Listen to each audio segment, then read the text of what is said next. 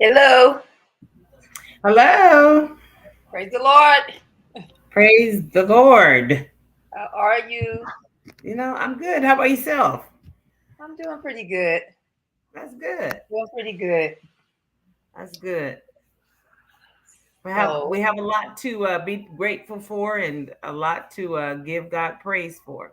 we do See, in the midst of it all, in the whatever your midst of it all all. is, yeah, Right. uh-huh.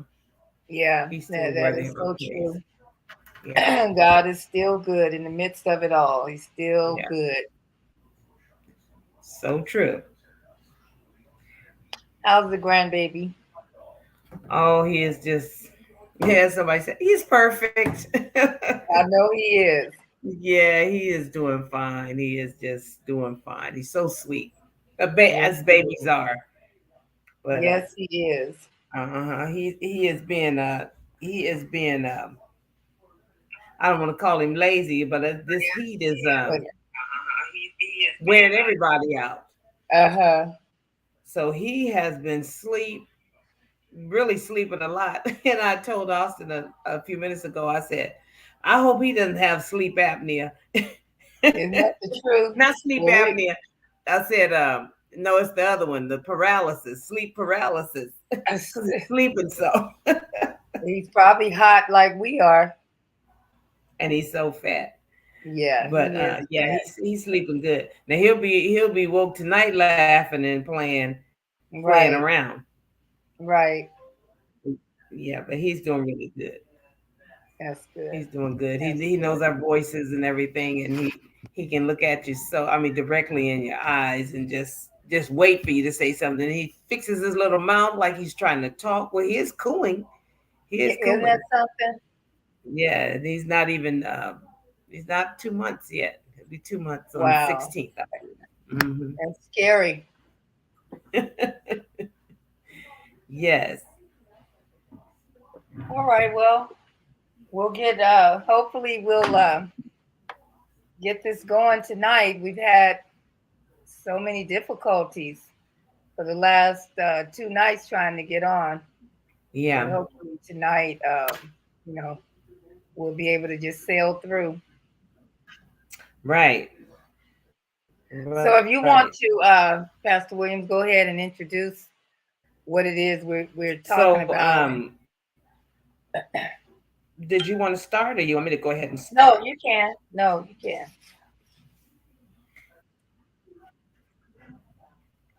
All right. So yeah, like you said, we were trying to get on. Was it Monday or Sunday night? It was Sunday night, right? I think it was Sunday night. We were trying to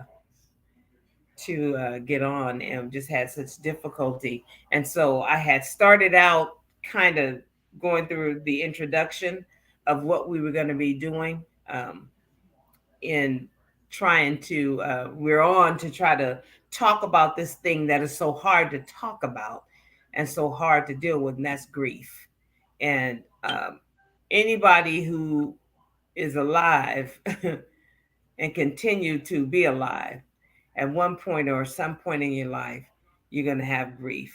You're going to go through the loss of a loved one, um, a family member, a job, health, um, all of those things. Anytime you experience loss, um, people have Even can this I grief. say something? Yes. Even hair. I've noticed even with this what I'm going through now, it has affected my hair, Yeah. and I'm okay with it. But for someone else, hair can be very detrimental to a woman. Yeah. Hmm. Especially if you don't cut it yourself. Right. We like to do our hair, whether cut it, curl it, crimp it, uh, weave it, whatever. But we want to be in charge of that. Yeah. Not a health issue um, causing it to fall out. And literally, when you were talking about that, I this has been maybe a couple of years ago. I realized I noticed that I was having like a pulsating type feeling in the top of my scalp. And it actually Mhm. was irritating. It was kind of painful, not real bad, but enough to know that it was just nagging me right at the top of my head. When I actually ended up going to urgent care about it because I realized I had had it for about 2 weeks. But anyway, it just turned out to be my hair was falling out in the top of my hair, and I actually felt it in my scalp. It just was balding, and I had a picture. This was during Austin's baby shower, and if you anybody seen it, people notice everything, and I really don't care. But in Mhm. case you didn't notice and you want to go back and look at it, I was bending over, and you could just really see it right in the top. But I'm glad I didn't go through a grief process or anything like that. But had it all fell out, I probably would have.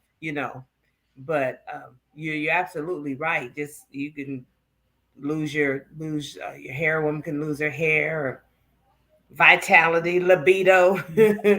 anything, and go through some form of grief. So we have this book that's called Experiencing Grief. It's a little small book, and it's by H. Norman Wright. Um, he is the author of over 70 books, including Before You Say I Do. I like the titles of them, so I'm going to go ahead and just say it. One of the books is called Before You Say I Do. He had over 500,000 copies of that sold. This is The Power of a Parent's Words, Quiet Time for Couples, and It's Okay to Cry. Says he is a licensed marriage, family, and child therapist and is the director of Christian marriage enrichment. So I thought that was interesting. He's over 70 books, and I like the title of the book, It's Okay to Cry. And Mhm. that would probably just tie right in with experiencing grief. And I don't know if you remember, Yolanda, years ago when our uncle died, our father's brother, not Uncle Willie, but Uncle Oldest, when he died, I heard it said that his wife, she was so stricken by him, by the loss, that she couldn't cry. And Mhm. her physician may have told her it would, if somebody could maybe slap her just to get her to cry. So to relieve some of that, that pressure and that pain of grief, because tears are for a reason, and it relieves some of the pressure that we have on the inside that we can build up on the inside. So anyway, it's called Experiencing Grief. It's a small book. Like I said, it's a short read, but we're going through it together. So we're going to go through it together. And Um, if someone wanted to purchase those books, or do you have any extra copies I available? do. I have some for anybody in the Vibrant City. But if Uh-huh. somebody just wanted a copy of them, you can get them on Amazon, or you can get them from me for I can't tell you what they weren't very expensive, but I would say maybe $5. But yeah. So I believe it's a good read. It's about 25 chapters. They're very concise, but packed with information. Um, 25 chapters. And so the beginning of, or the preface, it talks about Dr. Wright. Oh, let's just back up and say that, we want to put a disclaimer out there that we're no wise saying that we're therapists or trying to be therapists. Um, we're going through this book. Our credibility is, though, that we have experienced grief. So, and as a matter of fact, not just put it in the past tense, experienced, we're experiencing grief. As of January of this year, 2024, 8 months prior to that, I think up to January 2024, we had lost, I think it was 7 or 8 family members within 7 months.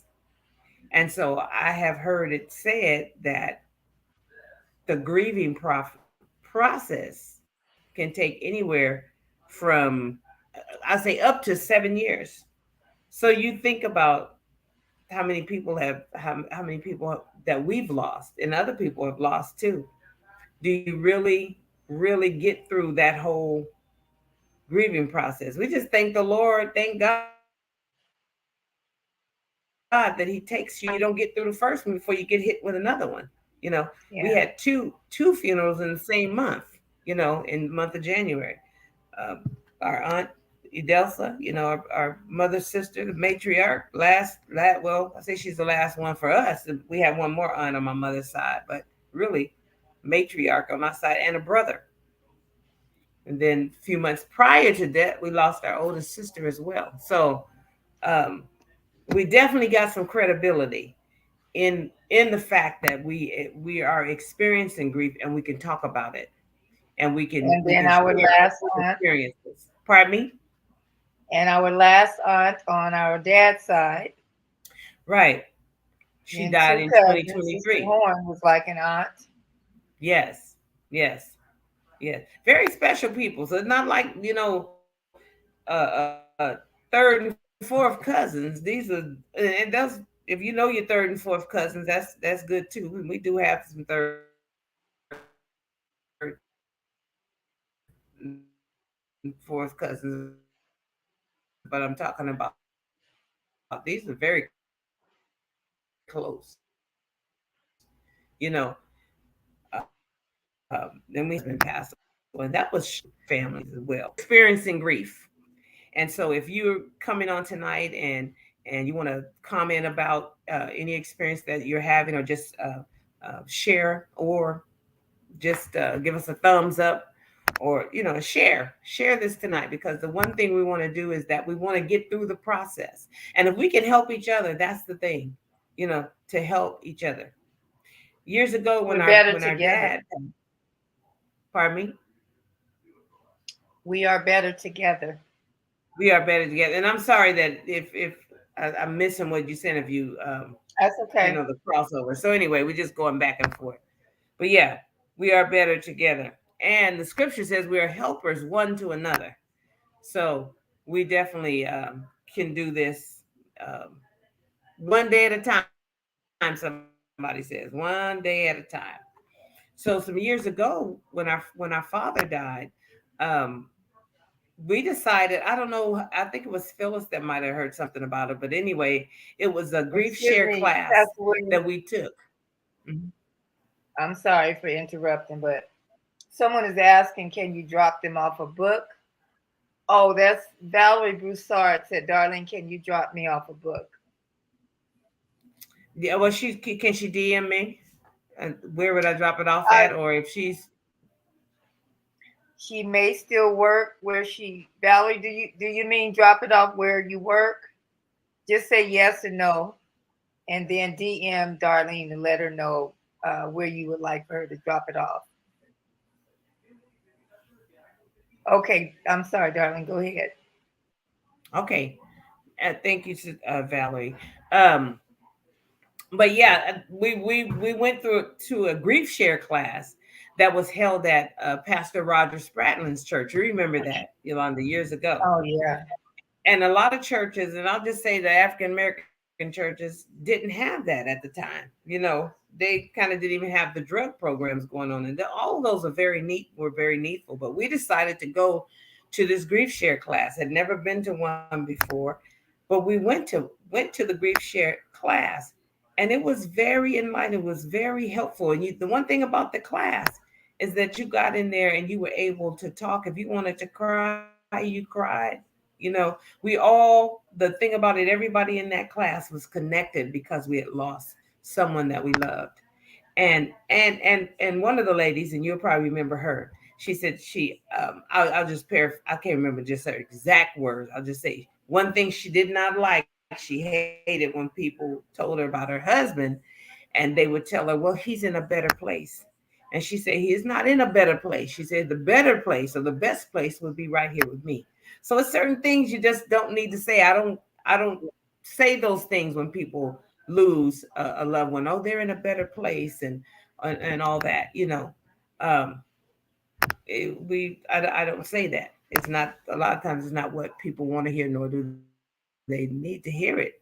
Because really, the better place, even if you felt like they went straight to heaven right now, I would rather them right here, because there's a process that we're going to have to go through, um, now, since that person is gone. And Mhm. it's a different lifestyle, it's a different mindset. Am I right? But Yep. um, it was really really a very enlightening class. And there was a man that was in the class that he was there. He was an older man, and he was there because his dad had passed, and he had a hard time uh, dealing with the death of his father. Come to find out, when we began to talk to him, and he was a Caucasian man, he had mannerisms just like our dad. Remember, crossed his Mhm. legs. He leaned on his leg, and we told him, and it's just like he just fell in love with us, and we fell in love with him. And as he began to talk about his dad, we found out that his dad, he talked about how his father would donate all of the remember, they were like the bags we used to get when we were kids at the Friendship House. A Christmas Yeah. had the bags with the apples, the oranges, and all that Yeah. stuff. His dad was the one who started that at the Friendship House. And we were like recipients of that. We would go, and he was just kind of like blown out of the water. Hi, Chandra. He was like blown out of the water that we were some of those children. But he was Mhm. talking about how he just loved it, like being there with his dad and being able to share with those, give out those bags and things. And so that class was very good for us. It was very very enlightening for us. And the one thing it said, there's a light at the end of the tunnel. And you think about a tunnel, first of all, it's a tunnel. You got to, tunnels are usually dark, right? Even if Mhm. it's a light at the end of the tunnel, you have to go through the darkness of that tunnel to kind of get to the light. So that's how grief is. Grief is a process. It feels like a tunnel. It feels like, anyway, we're gonna go and kind of go to the preface. Yolanda, just cut in on me if you have anything you Valerie want to say. said you could drop the book off at her job. Okay. All right. What time, Valerie? What's a good day and time? Oh, Uh, trying to say she's trying not to cry. I understand that, Shonda. We're all on here together too. Shonda lost her mom, her dad, and some brothers and sisters, and so um, and her brother-in-law and a just brother-in-law. So that. yeah, it's a process, and it's painful. Some days like I mentioned last week, Sunday, that I was able to, my husband and I were able to be caregivers for our older sister. And it's hard for me to mention her name. I actually have her purse when I went to Los Angeles to pick her up, and I have her purse, and I had her sitting in the closet for the whole time she was here. I just moved it the other day, and just to move that purse, it just, I just had a wave of emotions come over me to move the purse, to carry the purse from one room to the other. All the contents are still in there, you know. So it's just things that Well, it's just even me, different. Pardon me.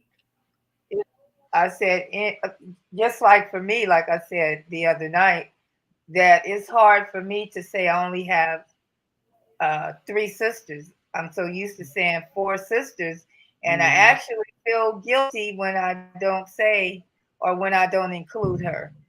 It's Yeah. like I'm leaving her out, and I believe Mhm. that's a part of grief. Oh That's a yeah. process that I have to walk it out until I become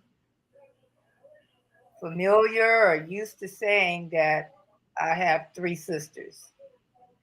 Well, when we were in that class, some of the thing I do, this one concept I do remember that they talked about is that you have to create a new normal, Yeah. because now you have an empty space. This person is gone. And so you have to do your life. You have to continue doing life. And then the continuation becomes the normal. You know, it Hmm. becomes normal now that we don't have her, that you don't Yeah. have your mom, that you don't have your dad. You have to create that, you know.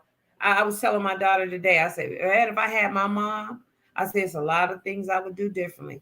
And Yeah. she told me, she said, Mama, she said, I think you done good by your mom. Like, yeah, I do. I didn't have no guilty feelings about my mom. But she used to tell me, because I'm not one, I don't do a lot of calling. Even my older sister, used to tell you that I would hardly ever call. Wasn't one that did a lot of calling. And my mom would tell me, darling, I haven't heard from you since Sunday. And I would tell her, Mom, it's just Tuesday, you know. And so when I think of that, if I had her again, I probably would call her every day, you know. And sometimes I would, you know, we call probably every day, but on certain times she would tell me she hadn't heard from me. It would only be 1 or 2 days. But just with that, I would do some things differently. I would probably call her every day. So anyway, this writer, Mr. Wright, or H. Norman Wright, he talks about that he would never forget the words that were told to he and his wife about his son, and his son was disabled. But they said, like they were told, in the next hour, his heart is going to shut down, his lungs are going to shut down, and they said, like he was saying, that he had experienced so many losses with him because he was disabled. But this was different, you know, this was different. And I don't have a disabled child. Somebody might have had a disabled child or have a disabled family member, and you love those children. They're your children, and you find out that you're probably doing extra because they have their special needs. But you don't, as a parent, I'm sure they don't think of it as extras, just what they need to do. But to hear those words, like in the next hour, is going to shut down. He's going to shut down, and he's going to die, you know. So he said that was different. That was a different feeling, even though they had experienced so many losses. So then I'll read directly from the book. He says, throughout our lifetime, we will experience the loss of friends and family members. Every loss brings pain and disruption of life. It says death is no stranger to any of us, but the closer one is to you, the greater the impact. And we kind of talked about this last week or just Sunday. Disturbance, the word disturbance. It brings a disturbance. Your life is disturbed. And this interruption. Interruption, yeah. And it's interrupted, it's disturbed. Um, Sometimes you can't sleep. I remember during the time when our dad died. Sister Geraldine Moore, she's gone on to be with the Lord now. But I remember she came to the house, and I remember we were in the bed, just I couldn't get out the bed, just crying. She got right in the bed with us and consoled us. That was Geraldine. I'll never forget that. But Yeah. I'm just saying, there is a disturbance. I mean, your heart is just like it, I've heard somebody say they felt like they were punched in the chest, or they were punched in the stomach, or you know, death death punches you. To hear that, and you know, the Bible talks about uh, uh, death, the grave, never saying it's enough, never saying it's full. You know, no matter how many, and the way I perceive it, it's like no. Okay, we're gonna read that. So don't we want to put it back up with whatever Shonda said. Um, but the Bible talks about the grave never saying it's enough. So you hear about death every day, or you can just get on the news, and if somebody died, somebody got killed, and as far as you can go back in your life, somebody has died. You know, but the grave never says that's enough. I don't want any more. You know, right? You ain't never seen a cemetery. Pretty much, we can't take no more. We don't want no more dead people when they die. We don't want them. But the Bible's talking about the grave just never says it's enough. So as long as we live, death is very evident. You know, I remember Sister And you David. never, and I don't think you ever get to a place where you're not shocked. Right, right. It's never familiar, even though it's like Yeah, it's familiar, but it never gets familiar. It's like you right. said. It's never like you said. You hear it and you're not shocked. You know, even sometimes when you know a person is like somebody's been sick, and you maybe they're expected to die. When you hear that word that they pass, it still does something. It's still like, man, it's almost like you didn't know. You know. Okay, so he goes on to say too that you have to normalize what you're experiencing. That it's normal to cry. It's normal to be, like you say, feel guilty. That's later on in this book, because there's so many different types of emotions and different types of feelings that one experience during grief, and one of those is guilt. You feel Really? guilty. One of them is guilt. I don't know if you've heard. I know you've probably heard and of survivor's guilt. You Mm-hmm. know, it might be 4 or 5 people in a car accident, and all of them get killed but one, and then Yeah. they have survivor's remorse, wondering why didn't I get killed? You know why didn't this happen to me? So it's just a lot with that. So can we read what Shonda had up? I didn't see it. It went off the screen. Okay. She says, my dad passed the 4th of July. My mom passed New Year's Eve. Freddie Thomas passed June 19th. My sister Roxy passed on Mary's birthday. What would be celebration days for everyone else should be a sad day for me, but I did not suffer a loss because I know where they are. My brother passed on my dad's birthday. My other sister passed on my wedding anniversary. So Wow. that, man, there's just it just they're like what you call them, like milestones. They passed on days that you would be celebrating. So I'm sure that when things happen like that, like Shonda said, you know where they're going. But thank God we do know, if you got family members that died in the Lord, that we don't grieve as the world grieves. That's what the world said. That's what the word says. But it didn't say we don't grieve. He said just says we don't grieve as the world grieve, and we don't, as if we have no hope, because we do have hope. But um, this is really, that's really big, Shonda. That there's so many deaths on days that would be celebrated, or celebrations, birthdays and Christmas and things like that. Thank you for sharing that. Somebody said, so true. I lost my sister and I feel that way. Yeah. And it's like we talk about it a lot of times, we get ready to celebrate holidays. Oh, we're so, we're going out shopping, and, for Christmas and just whatever. And what days may be happy for me could just be like a day that somebody is wishing wouldn't even come, because they have so much sadness. The day brings so much pain. Christmas, somebody died on Christmas, or somebody died on Thanksgiving. I was telling my daughter today, that's when I was talking about some things I would do differently. Yolanda, you remember this one Thanksgiving, we just all kind of like in our minds just decided we were gonna cook our own Thanksgiving meal at home for our family. We didn't even think to call my mom. And she cooked Thanksgiving dinner thinking all of us were coming to the house, and she died that night. Remember? Yeah. She died Thanksgiving night. And so, boy, I could be guilty, feel guilty about that. Why didn't we call? Why didn't we think to just tell her, mom, this year we're just going to do it for our family? I don't know. She didn't tell us that she was cooking Thanksgiving dinner, but she usually always would, you know? And so that's something that, I think about coming on Thanksgiving, you know.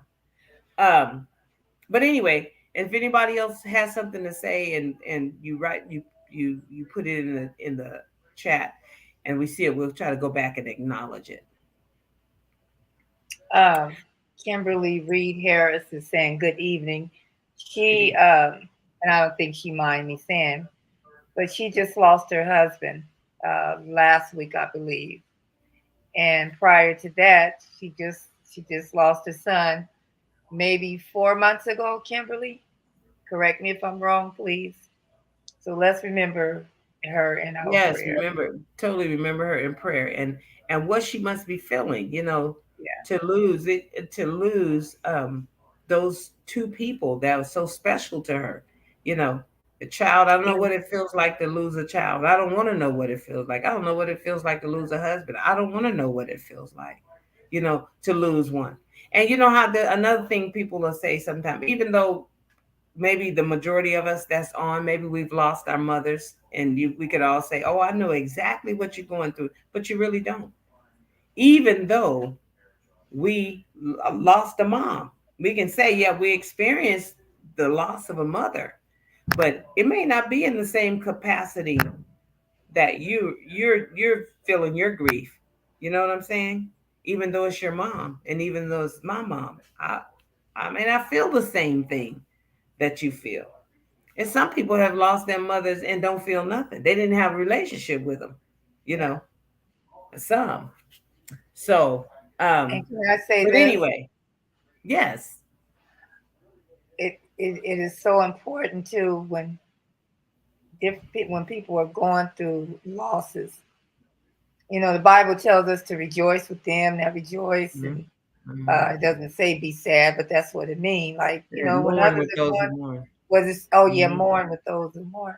We have to be Mm-hmm. careful how we even project ourselves on social media when someone has lost a loved one. You know what I'm saying? We have to be careful that what I'm saying is that, you know, just posting that we're laughing and having a good time, and some things maybe we shouldn't even post. I'm talking Mm-hmm. about me. Yeah. I've lost someone that was Yeah. close to me.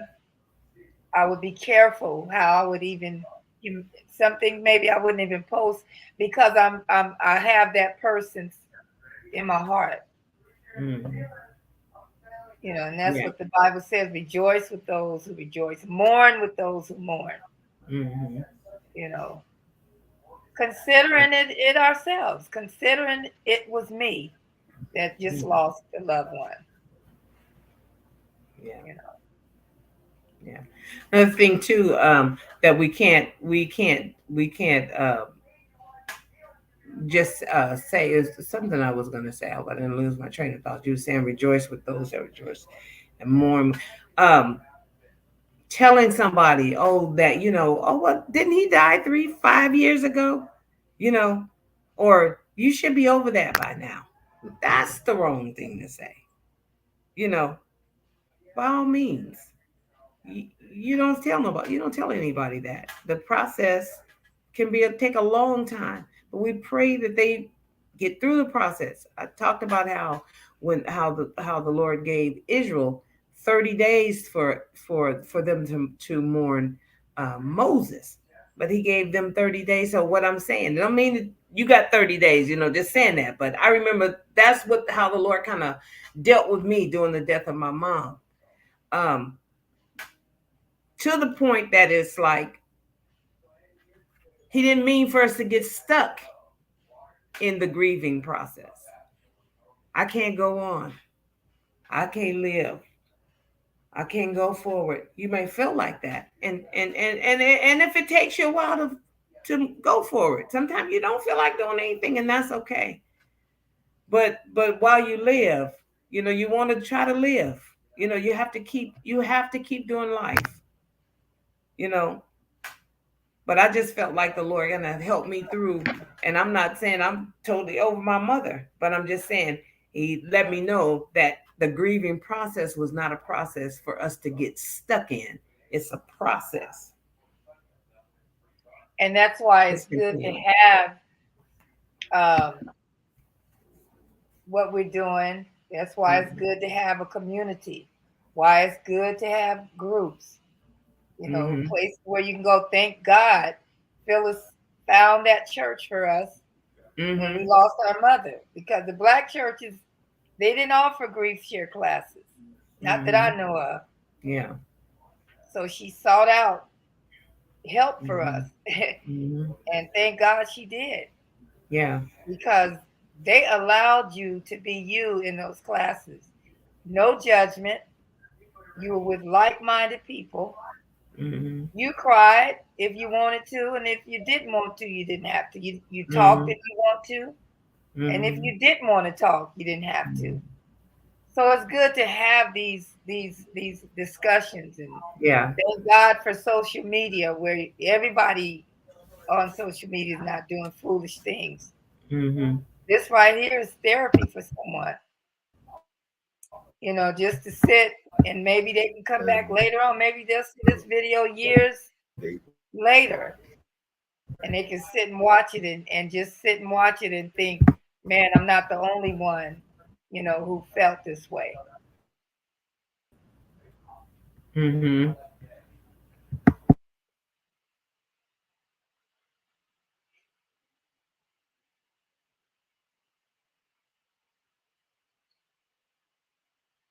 We can't hear you.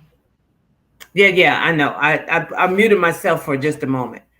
But yeah, Okay. yeah, it was good. It was good. It was good to have those classes. Shonda says Shonda's saying sometimes you something. don't even have the opportunity to. Pardon me. I was letting you know someone had written something for you to. Yeah, I I was was reading. letting you know It somebody had says wrote sometimes. something. Oh, Yolanda, when you see them pop up, you can read them. You read them. Now you can go ahead. Okay, so it says sometimes you don't even have the opportunity to grieve because of all the preparations that you have to do, caring for loved ones to help them get through, and you just have to stand strong and grieving, and stand strong and grieving your own time, and that's true too. True. Sometimes it is like that, Yeah. but you know what? And I can identify with that, Shonda, because when my brother passed away, our oldest brother, had lived in New York pretty much all of our lives. He was the older brother. He wasn't even in the house when we were growing up. He was already gone and grown, but it was never as if he was 4,000 miles away. He came home every year. It was every year or every other year, but mostly every year. And we still had all of us had a close relationship with him. But he when he retired from his job after I don't 30, 40 some years, the last job was Boeing Airlines. And when he retired, he decided to come out to California with the rest of his family. Just come out here. He was only here 2 months. 2 months again with me. 2 months. And he passed away, got sick and passed away. And I had to officiate his service. And I knew that I had to separate myself to prepare to even be able to speak. So I totally know what Shonda is saying. I refuse to let myself get it all emotional with the rest of my family because I knew that I had a job to do and I wouldn't be able to do it if I would have allowed myself to to get engulfed in that. And I had to just kind of separate myself. I had to study the scripture. And it was one of the hardest things I had ever done in my life. Hardest thing. And I remember sitting in the pulpit. Somebody might have been saying something about him. And I remember the tears starting to come. And I knew if I started crying, I probably wouldn't have been able to control it. But I ended up taking my towel and pressing my eyes real tight, just pressing the towels on my face. And it just pretty much dried up the tears where I couldn't even cry. And I was actually wailing and no tears were coming out. But what I had to do in order to release that, because I had to go ahead and go through the ceremony, do the service, Pastor Garvin, I had already spoken with him and told him if I got too overwhelmed, would he finish the last part of it? And he went ahead and finished the last part of it. But I couldn't even cry. But some weeks later, I had to go out to the cemetery by myself and sit at his graveside. And there, God gave me relief where I was able to just cry the way I felt like I needed to cry. And I believe the only reason why, or one of the reasons why, that I feel like that I'm able to kind of move forward with his death is because he's always been in New York. So my mind kind of always think he's away in New York. That's almost the way I can deal with it because it's like he was always away. But I totally understand that sometimes you can't because you're trying to help other ones, and Shonda's in a position where she's in pastoring with her husband, and so it's things that sometimes you do have to separate yourself. But I'm finding out too as a pastor, um, that I have to be vulnerable too. I have to, if I'm not I have to cry. If I have to cry, I cry. But when you have to be over a service, officiate a service, you have to kind of taper back. I know that, but I would also say, You have to detach yourself, huh? yeah, you have to kind of detach yourself. But I would also say too, if you have to cry and you can control it, just let some of that out, because the bottom line, we're human too, and we're feeling these things, and it finds a way to get us maybe later on. And I'm not just talking about get us, but I mean, it could manifest later on. But my aunt said in her lifetime, she said, cry when you have to, laugh when you can. So that's what you have to do too. So if you have to cry, cry. And other times laugh, because there's a lot of things we can laugh about our thinking about our family members too as well. All right. So he also says, in a culture that doesn't like to acknowledge loss or talk about the impact, it's difficult to grieve. And when we add this silence to the fact that most of us have never been taught about the process and the normalcy of grief, it says it's no wonder we struggle, because people don't want to talk about it. Sometimes they don't want to talk about it. And sometimes it may be that they feel too painful to talk about, you know, too painful to talk about. But some of the process of healing is talking about it. That's even in the AA classes. They, all those different, the drug classes and all those different things. It's first you talk about it. You share. And sometimes you get strength from somebody else sharing their story. And they start telling you how they feel. And you're like, oh, hey, I'm not the only one. I mean, I'm not crazy, because I feel like I'm in a dark hole or in the deep hole. This is a part of grieving, you know. Yolanda, you makes me nervous. No, I'm listening. I'm listening. What you're saying is good. Okay, don't let me talk too much and you interject. But Well, yesterday I had to I talked to a therapist yesterday mm-hmm. for the first time since dealing with cancer, Mm-hmm. and just to sit there. I mean, just to talk to her. Mm-hmm. I was able to just kind of like explode. Mm-hmm. Is that my baby? Tell Austin to Yes. bring him to me. He finally woke up. But anyway, I was able to just kind of explode, uh, talk about things that maybe that I really hadn't even shared with my husband, and yeah, I was just able to dump on her. And what I liked about her is that she sat and listened, and that's kind of what I'm doing with you. It's good to just listen. Doesn't mean that I'm not paying any, or the person is not paying any attention. I'm listening. Oh no, I can tell you paying attention. That's what's making me nervous. Yeah, No, and I so can that's tell. I what can. she was doing. And when she began to, give me credence that it's okay for me to be angry. It's okay Mm-hmm. for me to have these feelings and Mm-hmm. these emotions, Mm-hmm. because I'm dealing with something that I've never, you know, we all five of us has had breast cancer, but Yeah. me it is, gone Yeah. into another area. So this is all new to me. Mm-hmm. And so even with like we were saying, that grief doesn't always have to be that you lost a human. It can be your health. I think about that. I'm not, and I know I'm getting older, but I'm not Mm-hmm. as healthy or as vibrant as I used to be.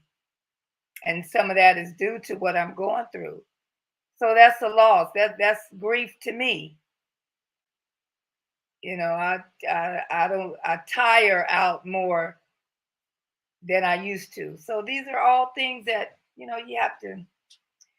have to deal with. But again, I am so glad that we have community. We have people that we can talk to.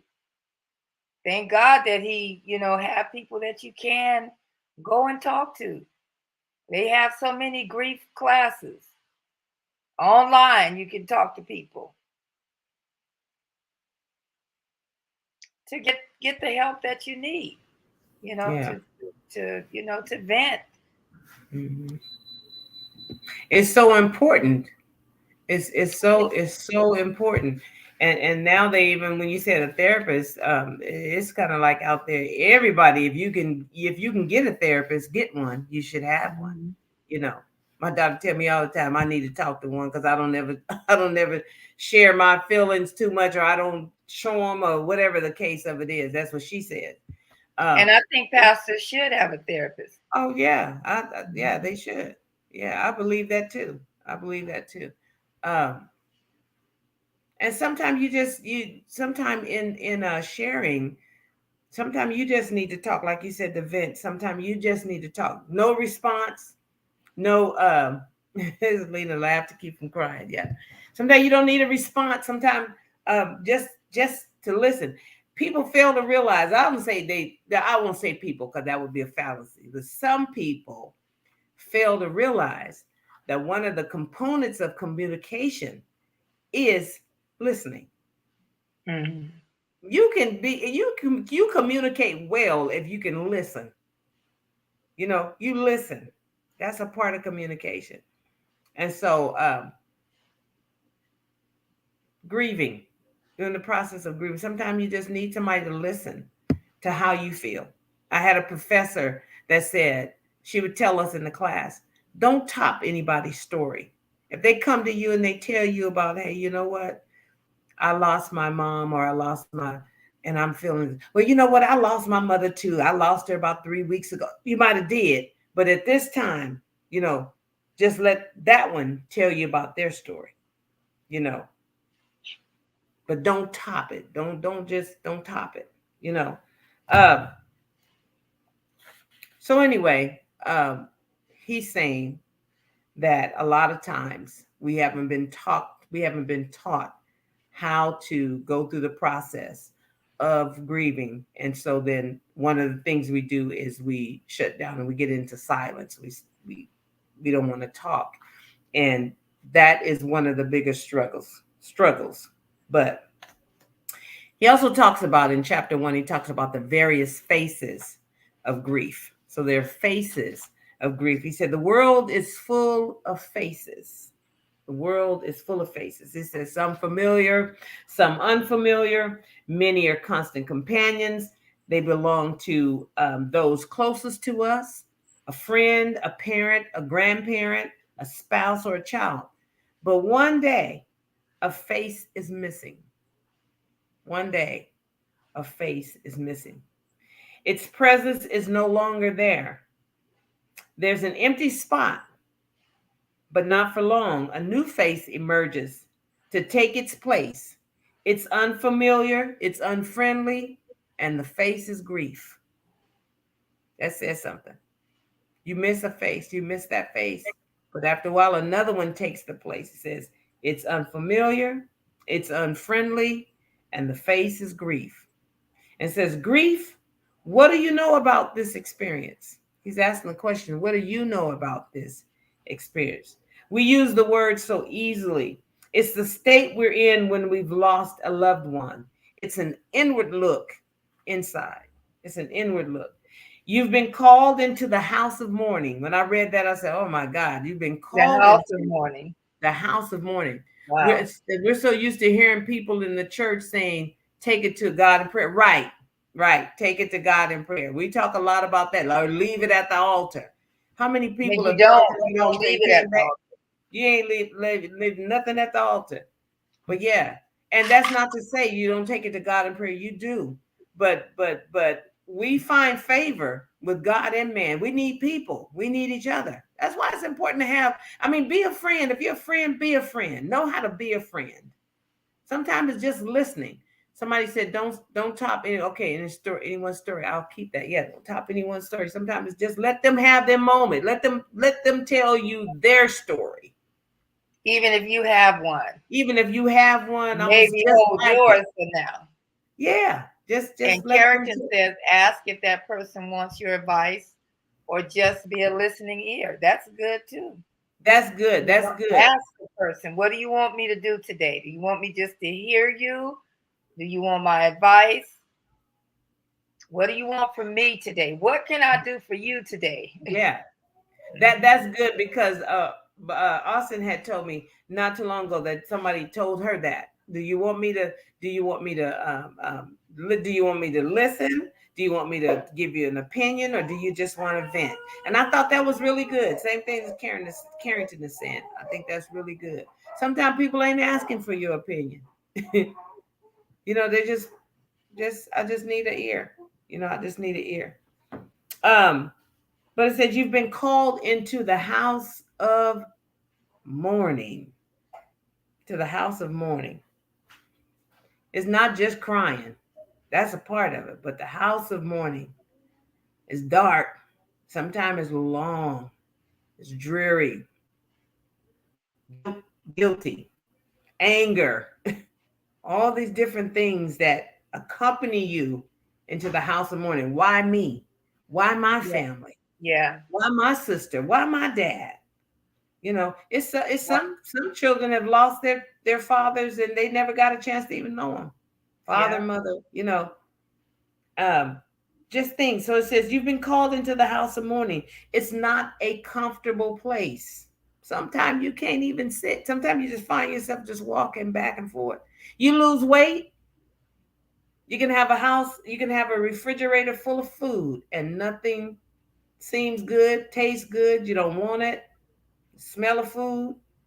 You know, And this is something that I have, and Yolanda, you've heard me say it before. I said at the beginning, I'm not much of a caller, but when a person dies, or it's hard for me to call the house.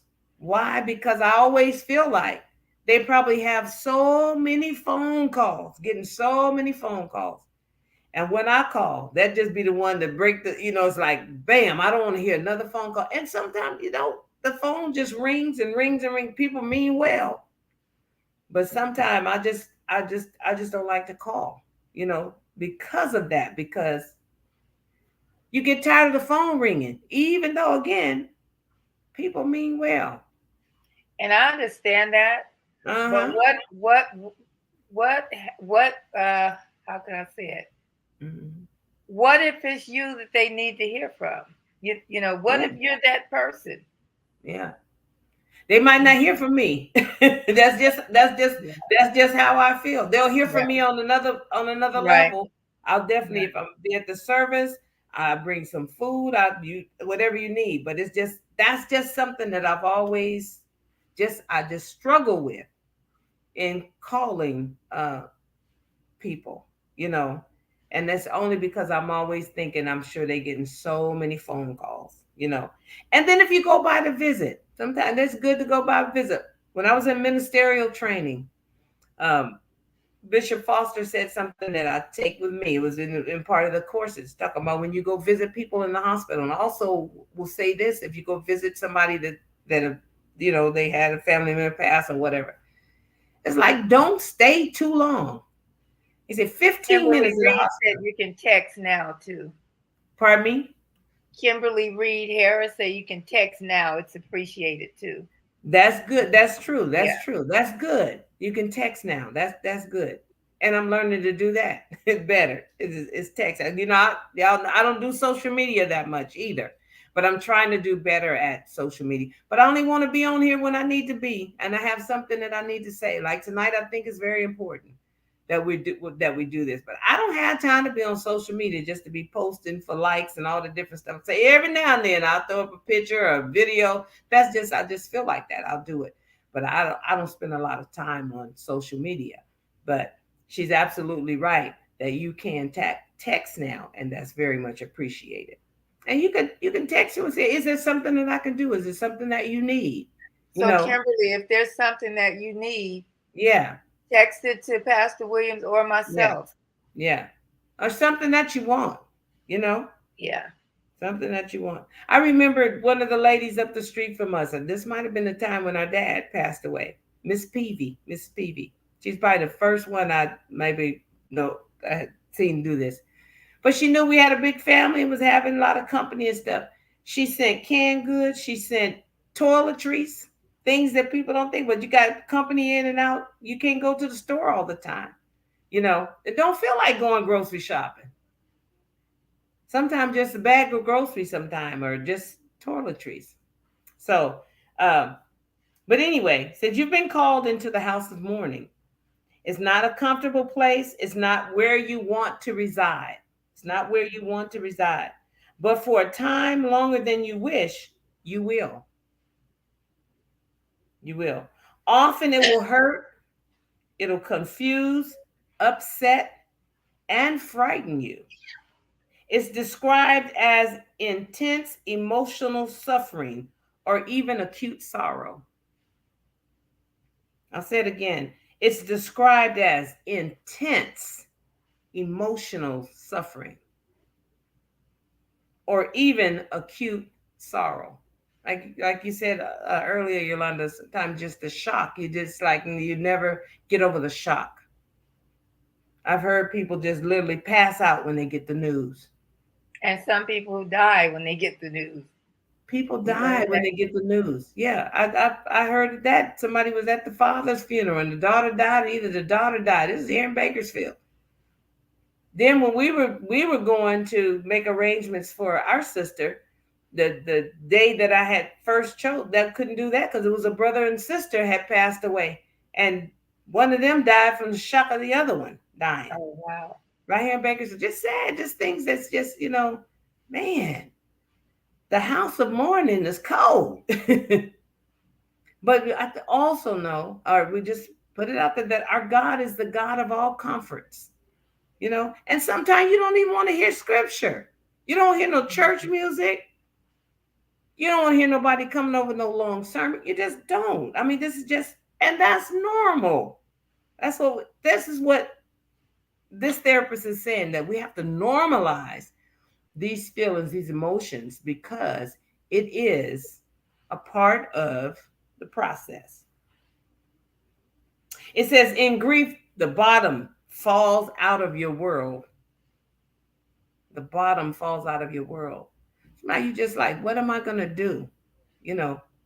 What am I going to do without my mom? What am I going to do without my husband? What am I going to do without my son? What am I going to do without my daughter?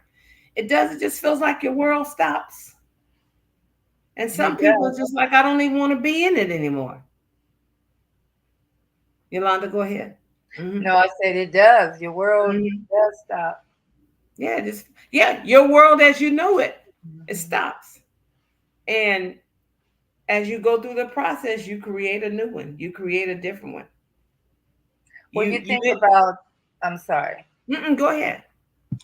Even during the time with the pandemic, so many people lost. And it wasn't just death. It was just people losing their homes, their livelihood, marriages breaking up, losing their minds. You know what I'm saying? It's not just that you've lost a loved one all the time. The loss of a pet can be devastating to people who love their pets. And when they come to you about their pets, you don't want them to feel stupid either, because people love their pets. That's true. So a lot of times there are companions for them. Sometimes that's all they have, is their pets. And the book of Job talks about the intelligence of animals, and that's from God. And you think about, they are intelligent, and you speak to dogs and they understand your language. Yeah. Now that's an amazing God. Amazing. The intelligence of animals, and tells you about even how to treat your beast, how you're supposed to treat your animal.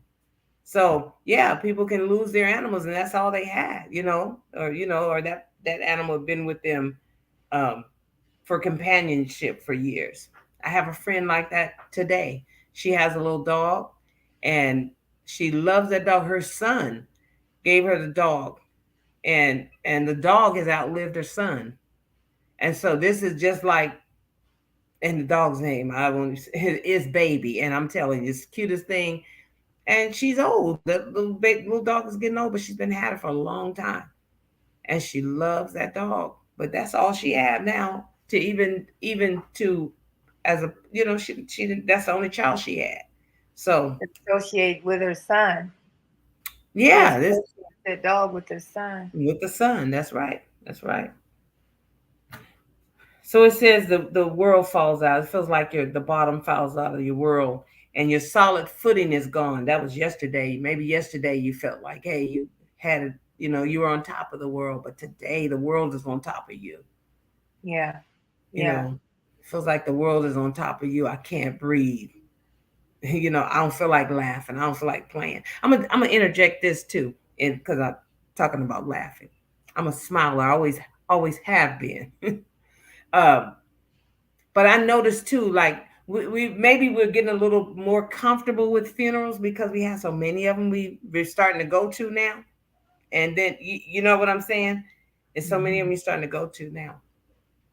I'm trying to really be cognizant when I am inside of a service because you start seeing people you haven't seen in a long time. Blah blah. Yeah. Before you know it, you're laughing and talking, Right. and sometimes it's the chatter and the laughter is louder than the than what's happening, and you have to realize that somebody has actually lost a family member, a friend, and they're not laughing. They're not in laughing mood. You have to just be careful. Try not to do a whole bunch of smiling church. Well, if you want to talk, let's go outside and talk. That's all good. But just pay attention when you go to a service sometime and notice how sometimes it just gets really loud from people just talking. Oh, how you doing? How you doing? And then the family and everything is still up in the front trying to get through the rest of the service, you know. Well, So that's what I was saying, kind of about even on social media. Yeah, I'm talking about me. mm-hmm, I want to be aware even of what I post and how I post, how often I post. Am I laughing too much? Am I mm-hmm, carrying on?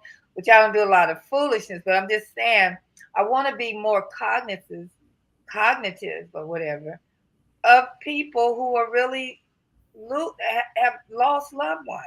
mm-hmm, mm-hmm, I don't want to just be partying, and then not considering that, Kim lost her husband. mm-hmm, She lost a son. Maybe I don't want mm-hmm, to post this right now because I know she's probably watching. I'm not just saying Kim, but I'm just saying Kim. mm-hmm. Lena said I was going to make some cookies, but instead I I seen this live post wanting something sweet, part of my grief. Go ahead, bake the cookies and make Bake the a couple of cookies. extra ones for me and Darlene. Yeah, yeah. Yep, bake the Whatever cookies. you, yeah, whatever you can do to help you through the process. If it's baking you something sweet, that's good. If that's comfort for you, that's good. Joyce Meyer had a book, and she said, I think it was called Eat the Cookie, Buy the Shoe." Don't you just eat the cookie? Go ahead and eat the cookies and buy the shoe if you want it. Just go ahead on. Don't trip out about it. Just do it. So yeah, just enjoy those cookies, Lena. Since a part of your grief. Yeah. It says so it goes on to say that it feels more like a floorboard tilting or soft, pliable mud with each step you take. It says the stability of yesterday's emotions has given way to feelings that are so raw and fragile that you think you're going to lose your mind. Somebody is feeling like that I can barely get out the bed. I Yeah. can barely move. The nights are so long. Ooh, I can remember just tossing. Look like you fall asleep and look like you've been asleep so long and you wake up and it's so dark. It's just dark. And then something I think is in this book too, and you wake up and it's still dark. Daylight is still dark in You look grief. for the day. It's You like look you're for the looking day, for but the day. yeah, but I'm just saying, like he talks about, like even with in grief, that even though it's daylight, it's still dark. It's a dark place in grief. Yeah. Yeah, just because it's bright, somebody is still like hey, under the cover, or they just don't feel like it's day. Don't feel jubilant. They don't feel like moving about. They just want to lay down. They just, don't want to do anything. So it goes on to say, we feel alone with it, yet we are not, for Jesus himself was there. For Jesus himself was there. He said he was a man of sorrows, acquainted with the bitterest grief. That's found in Isaiah 53:3, and this is the TLB interpretation. It says he was a man of sorrows and acquainted with the bitterest of grief. So you know what, we certainly have to ask the Lord to help us, even though when he feels like he's not there, he doesn't hear. Do you even hear me? I believe it was David that talked about his pillow was full of tears, that his bed was tears, his tears was his meat. And when I think of that, the tears, have you ever had tears just streaming down your face and you just go right in your mouth? You just taste, tears are bitter. They're bitter. And they're salty. Salty, yeah, they're salty. They're bitter. That the tears became his meat. So can you imagine him just crying, whatever he was going through? Remember, he had a son that literally was trying to take his life to get the kingdom, Absalom. He saw a lot of death. David did. A lot of men died at his hands. He was a valiant warrior. Somebody said, thank God for Jesus. Yes. Kimberly, thank God for Jesus. Yes. He's a man of sorrows, acquainted with grief. And he says too, I will never leave you, nor will I forsake you. You have to hold on to what you know, because sometimes you don't even, like I said, you don't feel like getting in the scriptures. You don't feel like reading. And that's okay. And you may feel guilty about that. Don't feel guilty about it. The Lord knows, he knows about that. So it said mourning is the second part of the experience. So I think, Yolanda, what time did we get on? Like 7:30? We got on at 7:30, right? Yeah. So you want to go till 9? It's like 8:52. Yeah, that's fine. We'll come back Sunday night. Okay. So it says mourning is the second part of the experience. It says this is the process where grief is expressed. Mourning, MOURNING.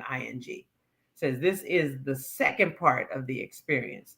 This is the process where grief is expressed. Sometimes it's expressed in anger. I said, somebody, you're angry. Why me? Why my sister? Why my brother? Why my uncle? Why my mom? It says it's natural. It's a natural God-given process of recovery. It said it is his gift to us to help us get through the pain. Everyone has grief, but mourning is a choice. You cannot make your grief better, make it go away, fix it, or just get over it. Mm-hmm. You can't say that again. It says everyone has grief, but mourning is a choice.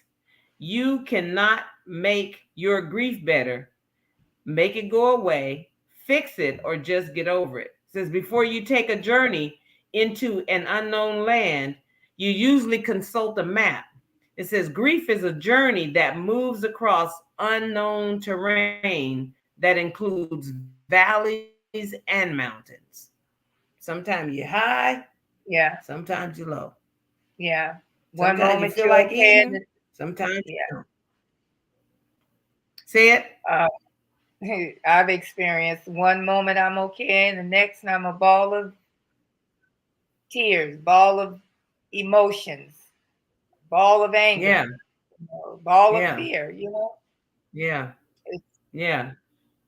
All of that.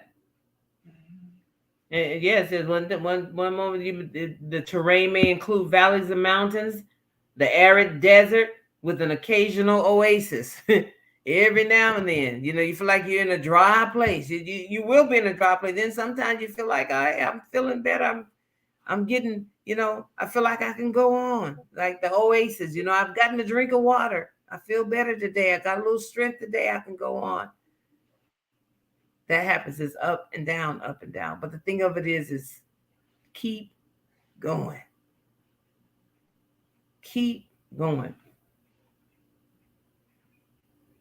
And so sometimes your grief may sometimes your grief, sometimes in your grief rather, you may feel that you're on a crooked sidewalk, pushed along without being able to stop, look around, get your bearings, and decide whether this is the direction you want to go. Grief brings you into the world of the unknown, Yeah. brings you into the world of the unknown because you don't know how you're gonna do the next step without that person. Have you ever picked up the phone to get ready to call the person and you realize, oh my God, they're not here, they're not here anymore? My sister Stephanie talked about um, just being in Los Angeles by herself and getting on certain freeways and not really knowing. Well, she knows kind of know where to go, but it's sometimes feeling like she don't know where to go. And our other sister's not there who knew LA like the back of her hand. And any freeway you could get on, she could pretty much direct you to the next one or just whatever. And just feeling almost kind of lost without her. And I said something about it Sunday about how when I go to LA, and I've only been a couple of times since she passed, but it just seems so empty. It just don't seem like LA because LA was her. You know, Mhm. when I turn that corner, get off La Cienega, I mean, get off the freeway and turn to La Cienega and see the rail that they got there. I would go down that street. You can go down that street to get to her house. So all of that just is just so empty. Just feels so empty with her Yeah. not being there. You know, um, so it's just a different world. It's just a different. It's just a different world. So I don't know if anybody said anything or I had a comment. Somebody said, "Yes, ma'am. I wanted to call my son to tell about my husband." Wow, that's something. She wanted to call her son to tell him about his father. Yeah. Yeah. Sometimes you don't even know Sometimes what to say. you That's just don't. You don't. this is something. It's different. It's going to be different. We really have to pray pray for Kimberly, keep her lifted up in prayer. And I don't know if she has somebody that she can call. I'm sure she does. But if you're a person that people can talk to, answer the phone. Somebody call you. Sometimes people calling you late at night, and this scares you. Sometimes people call you late at night because you're expecting bad news. But I remember when Whitney Houston, just a few months maybe before she passed away, and she and Kim Burrell were singing the song "Good," Kim, and yeah, it's good to have a friend, somebody like they can listen. But Kim Burrell and Whitney were singing one of Whitney's songs. I look to you. Pardon me. And they were singing, I look to you. I look to you, and boy was Kim ever singing it. She was singing it first. You know, she came out and she was singing it. And when Whitney came on the stage, you know, the audience didn't know Whitney was there, and she came and joined in. And you could just tell Kim was just just stepping back to let Whitney sing her own song. But they were singing that song. That was just a beautiful rendition of that song. But something Whitney said in the song that she started ad-libbing in the song. And she started telling Kim, thank you for being my friend.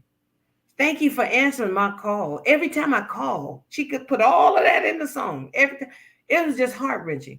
That you know that Kim answered her call every time she called her. And she probably had to call her a lot of times. Whitney was going through a really dark time. You know, she was going through a And really just dark think time. how Kim would have felt had she not answered her call. And Had she she not died answered so her call. tragic the next couple of months after they sang that song together. Yeah, yeah. It is important. Somebody called me about 2 o'clock last week, but I didn't. I answered the phone. Of course, I was afraid, and after I Mm, seen that it wasn't you or Phyllis, that kind of gave me mm, a little relief. But I'm thinking, oh God, what has happened now? But Yeah. anyway, when I answered the phone, I didn't let that person know that I was asleep. They knew I was asleep at 2 o'clock in the morning. Mm-hmm. But I answered them cordially because Mm-hmm. they wanted something. They wasn't calling me at 2 o'clock to ask how I was doing and did I enjoy Yeah. my hamburger. You know what I'm Yeah. saying? They wanted something.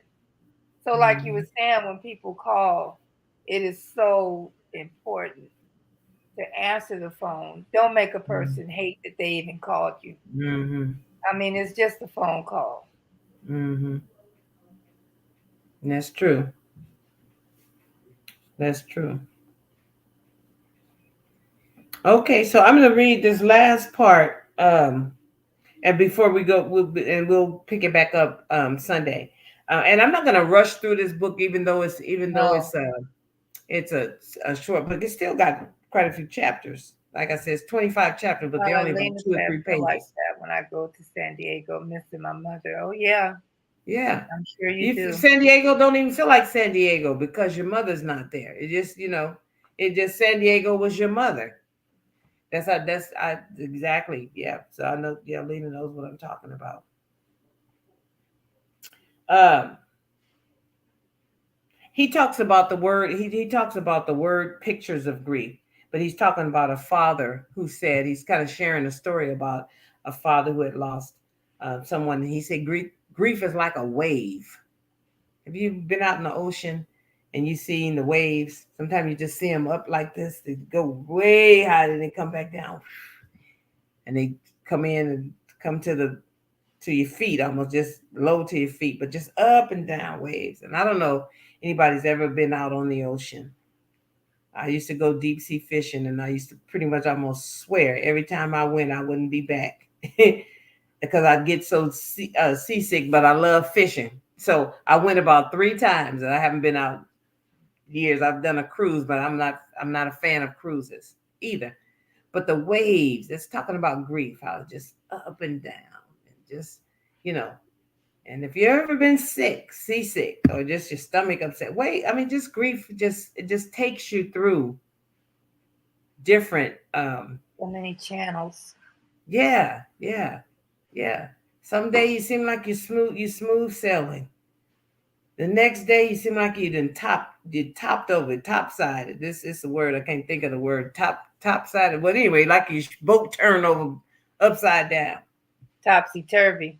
topsy turvy. But it's another word that I'm using. Same thing, but it's Yeah, another word, kind of like a more of for a boat, capsized, yeah. like it just didn't flipped over. Um, but anyway, he just talks about that, like it's like it just feels like it's rolling in and it's coming from a far place, coming from a far off place. Just the different emotions. Again, you have to normalize it. That whatever you're feeling, that is normal. Sometimes even people, they're angry at God. They get upset at God. Why would you do this? Why would you do that? And thank God that he knows us, and that he knows how frail we are. And he knows that death is hard. He even wept when he heard that Lazarus was dead. He said he wept. It's kind of difference in crying and we, sometimes people just cry and just, tears are real. But when a person weeps, it's just coming from a whole, yeah, it's a mixed emotions, yeah. Weeping just seems like it's coming from the pits of your very soul, you know, hits you hard. But he said it's just like a wave that doesn't stop. And he says so it is with grief. He said, if I tried to fight it, it would vanquish me. If I pushed it down, it would stick in my soul and emerge as something else. Depression, bitterness, exhaustion. Just tired of crying, but you can't stop crying. Tired of being depressed, but it's like I'm still depressed. Um, it says, the man goes on to say, if I yielded to the waves and let it carry me, however, it would take me to a new place. So that's how he's trying to describe the grief, how Well, it's he's like a wave. describing it to a T. Huh? He's describing it to a T. Describing it to a T. See, if I just try to go with the flow, it takes me to another place. If I just try to be calm on the sea, he says, and so it is with grief. It takes you to the tops of the waves, and then they break, and you struggle in the froth of the emotion. Struggle in the froth of the emotion. Ever been to the beach? It's talking about the froth. It looks like foam. Yeah. You know how the waves Yeah. crash down and then they become like just foam. You know, he definitely describes this very well. Yeah. He said waves run out of energy. As they move closer to the shore, their power is spent and they slowly bubble up to the edge of the sand. He says, the more we stand and fight and rail against the waves, the more exhausted we become. It is an exercise in futility. The more you accept it, hold out your arms to it and embrace it, even embrace it. He says, the more you will recover. When you embrace it, the more you will recover. Just accept it, you know, Embrace it. embrace it. And it's going to be hard to embrace it, but embrace it. It's going to help you. So it goes on to say, we need to take a step that for many of us is difficult, and that is to yield. Yield to your grief. Let it do its work in your life and mourn. He said, let it do its work in your life and mourn. You got to cry, cry. Turn off your phone, turn off your phone. Whatever you got to do to get through the process. Hey, this is a new face that I'm unfamiliar with, that I don't like this face. I didn't invite this face in my life. I don't want this face. As a matter of fact, I don't even want to be in this house of mourning. I don't like the couches. I don't like the smell of it. I don't like the decor. I don't like it. But this is where I am. I'm in the house of mourning. It says a multitude. Okay, I'm past the time. I'm sorry. I'm getting this is getting It's good. good. So I'm past It's the time. good. So I'm sorry. So we'll finish it up. Not just finish it up. I mean this is still talking about the faces of grief. So anyway, um We'll come back Sunday night. Sunday night. All right. So I don't know. I can't see who all was on, but I do know my friend Shonda was on. So it's good to see you on, and Kimberly. Um, Thank you for joining us. Anybody else who may be on tonight, thank you for joining us. Lena, And Valerie, Valerie, thank you. Valerie, and don't forget to drop the book Valerie, off yes. to Valerie. You have to remind me if you know. Pastor Williams, remember uh, Mary Haskins lost her daughter. Remember Sean Myers lost Yes. his son. Yeah. Kimberly Reed, and All right. those of us who's going through cancer, going through Mm-hmm. treatments, loss of a marriage, loss of a home, Mm-hmm. loss of a job, just just Mm-hmm. just loss. Yeah. Let's remember them in prayer. And I'm going to say this, and then we'll leave. That person that called me, I'm so glad I answered. They were on their way to the emergency room. They wanted prayer. Mm-hmm. So when somebody call, answer the phone, like you say, answer the phone, and don't make them feel that you hate that they called you. Mm-hmm. We're saints of the Most High God. How would it be if we called him and didn't answer our calls? Mm-hmm.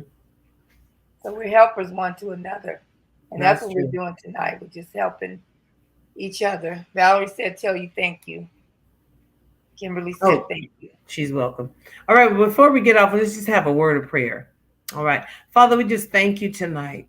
Thank you for your goodness and your mercy, your kindness, oh God. We thank you that you are faithful, that you are faithful to us, and even when we can't feel you, sometimes, as Bishop Jake said, can't trace you, we know that you are there. We know for the scripture, we know that you're there because you said you would never leave us, nor would you forsake us.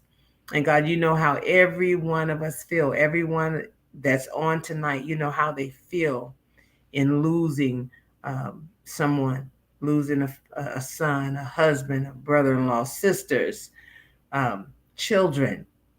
And God, you said in your word that you are the God of all comforts. And so, God, we need you to comfort us in every area where we hurt, every area. In these different areas, different emotions that we go through and that we will go through during this process. God, we ask you to guide us through the times of bitterness, times of anger, and times of guilt, depression, just the different types of emotions. God, be with us.